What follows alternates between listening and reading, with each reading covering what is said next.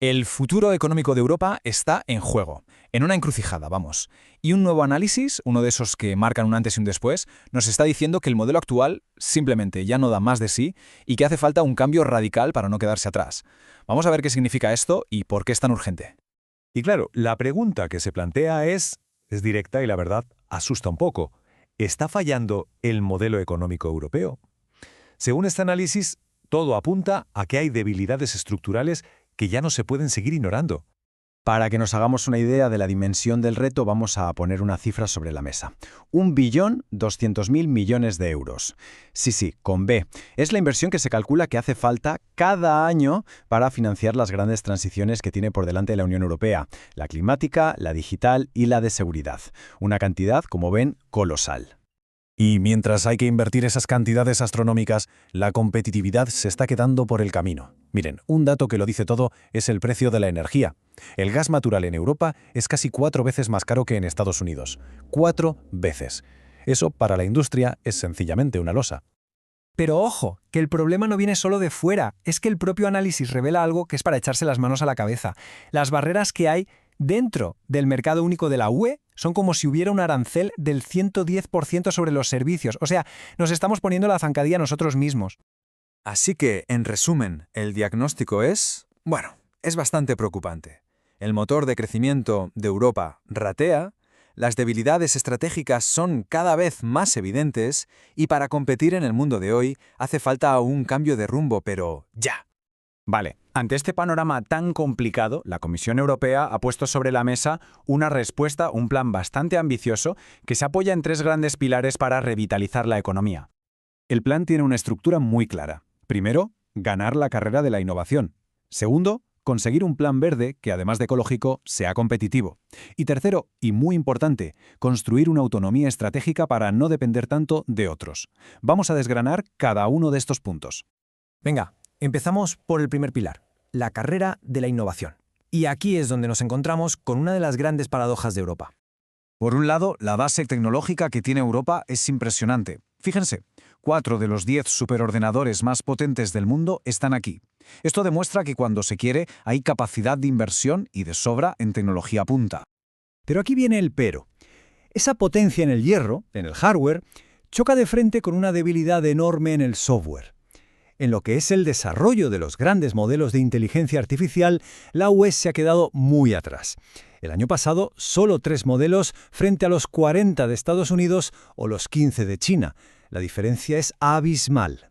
Y uno se pregunta, ¿cuál es el problema? ¿Falta talento? Pues no. El gran obstáculo para las empresas tecnológicas europeas es que el mercado único está fragmentado. Son esas barreras internas que decíamos antes. Impiden que una startup pueda crecer, escalar y competir de tú a tú con las gigantes americanas o chinas. Esto nos lleva directos al segundo pilar, que es un verdadero encaje de bolillos. ¿Cómo equilibrar la transición verde con la supervivencia de nuestra industria? Energía, clima y competitividad tienen que ir de la mano, sí o sí. Ya hemos visto lo del gas, que es casi 4 veces más caro que en Estados Unidos. Pero es que, si a eso le sumamos que la electricidad para la industria cuesta, de media, más del doble, pues la cuenta es fácil. Las empresas europeas parten con una desventaja estructural tremenda.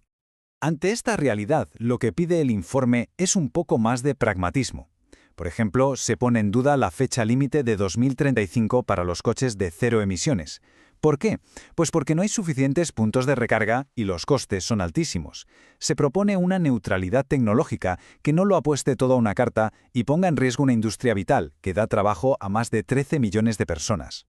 Y con esto llegamos al tercer y último pilar, la necesidad de forjar una autonomía estratégica. Es que las últimas crisis mundiales han dejado muy claro lo peligrosamente que depende Europa de cadenas de suministro que no controla. Los datos son de verdad para preocuparse.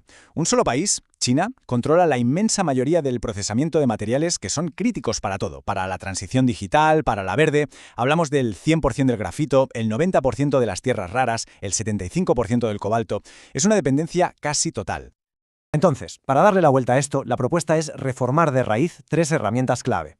Primero, las ayudas de Estado, que dejen de ser una forma de proteccionismo entre países de la UE y se usen para grandes proyectos conjuntos. Segundo, la contratación pública. Hay que aprovecharla para crear mercados para la propia industria europea. Y tercero, la política de competencia. Hay que adaptarla para que se puedan crear campeones europeos en sectores estratégicos, como el de la defensa. Así que, llegados a este punto, la conclusión es bastante clara. No basta con cambiar un par de políticas y ya, lo que se pide aquí es un cambio radical de mentalidad, de la forma en que funciona la Unión Europea. El mensaje principal es así de directo. El business as usual ya no funciona. O sea, seguir como hasta ahora, con decisiones lentas, con mucha burocracia, eso ya no es una opción en el mundo en el que vivimos. Y esta frase de Mario Draghi va directa a la yugular de esa inercia. Dice que lo que a veces se presenta como respeto al Estado de Derecho, en realidad es complacencia. Es una crítica durísima a esa parálisis que a veces se disfraza de procedimiento. Por lo tanto, el camino a seguir exige varias cosas. Primero, una mentalidad de urgencia. Segundo, actuar con rapidez, a gran escala y con mucha más intensidad.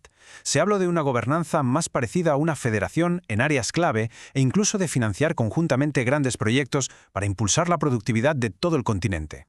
Y así, este análisis tan profundo nos deja ante una pregunta final, una elección que no se puede evitar y que va a marcar las próximas décadas. ¿Federación o fragmentación? ¿Cuál va a ser el futuro de Europa?